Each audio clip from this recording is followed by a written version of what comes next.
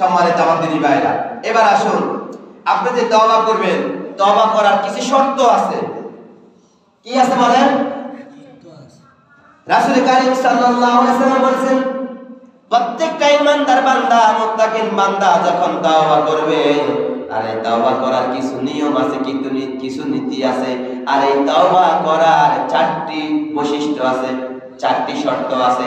1 নম্বরের শর্ত হলো, বান্দা যখন গুনাহ করবে, গুনাহ করার সাথে সাথে তা ছেড়ে দিতে হবে।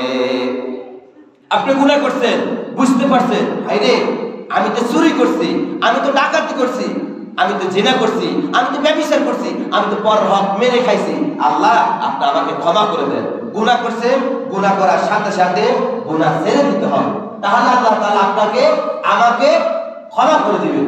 2 নম্বর শর্ত হচ্ছে গুনাহের প্রতি লজ্জিত, অনুতপ্ত হওয়া।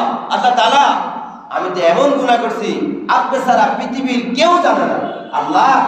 আল্লাহর কাছে এমন কান্নাকাটি করবেন, কাঁদতে কাঁদতে চোখের পানি বাসাইয়া ফেলবেন, চোখের পানি ফেলে দিবেন, এমন ভাবে রাতের 3য় ভাগের সময়, তাহাজ্জুদের সময় চলতে ফিরতে সর্ব অবস্থায় তাৎক্ষণিক তাওবা করবেন, অনুতপ্ত হয়ে যাবেন, মাথা নত করে একদম ছোট হয়ে যাবেন আল্লাহ তাআলার কাছে।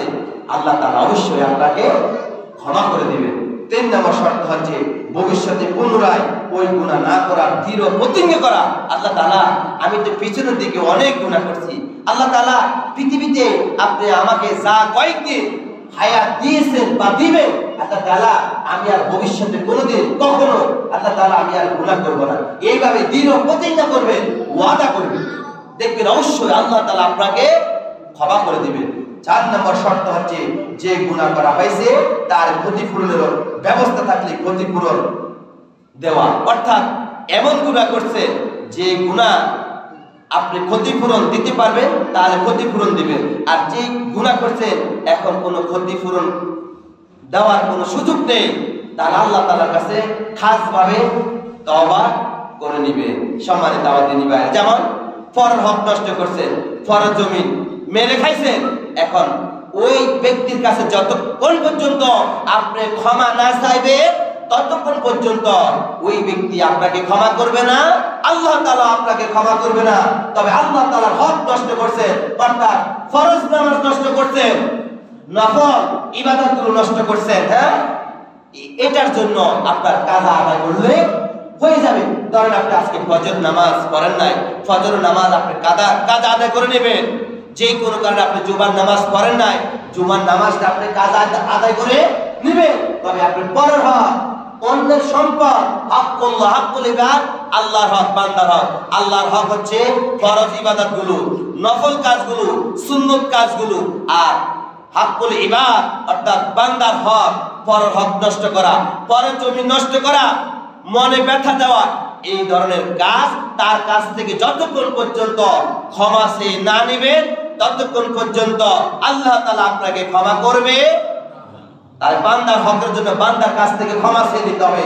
আর আল্লাহর যে হক, ওই হকগুলো সময় মতো কাজ আদায় করে নিলে হবে। সম্মানিত আমার দিনী ভাইরা, আসুন কোরআনুল কারিমে আপনার আল্লাহ পাক রব্বুল আলামিন এই বিষয়ে আরো অনেকগুলো কথা বর্ণনা করছেন। আল্লাহ তাআলা বলছেন, বান্দা গুনাহ করছো, তাৎক্ষণিক তোমরা আমার কাছে ক্ষমা চেয়ে নাও। আর ক্ষমা ইস্তিগফার তোমরা কিভাবে করবা, আল্লাহ তাআলা সুন্দরভাবে বর্ণনা করছেন। সবাই আমার সাথে পড়েন, আস্তাগফিরুল্লাহ রাব্বি মিন কুল্লি জামবিন ওয়া আতুবু ইলাইহি লা হাওলা ওয়ালা কুওয়াতা ইল্লা বিল্লাহিল আলিয়্যিল আযীম। আবার পড়ুন, আস্তাগফিরুল্লাহ আস্তাগফিরুল্লাহ আস্তাগফিরুল্লাহ আস্তাগফিরুল্লাহ। এইভাবে সকাল সন্ধ্যা যখন সময় পান তখনই বেশি বেশি করে ইস্তিগফার পাঠ করবেন। আল্লাহ তাআলার কাছে সবচেয়ে উত্তম জিকির, যে সমস্ত জিকিরগুলো আছে তার চাইতে আল্লাহ তাআলার কাছে উত্তম জিকির হলো ইস্তিগফার পাঠ করা। সকাল সন্ধ্যা কি করা? ইস্তিগফার পাঠ করা। সম্মানিত আমার দিনী ভাইরা, আল্লাহ তাআলা বলেন, ইন্নাল্লাহা ইউহিব্বুত তাওয়াবিনা ওয়া ইউহিব্বুল মুতাহহিরিন। আল্লাহ তাআলা বলেন, বান্দারে তোমরা গুনাহ করবা, আর গুনাহ করার পর আমার কাছে ক্ষমা চাইবা। কিভাবে ক্ষমা চাইবা? আল্লাহ তাআলা বলেন, নিশ্চয়ই আল্লাহ তাআলা তওবাকারীকে মহব্বত করেন, জড়িয়ে ধরেন।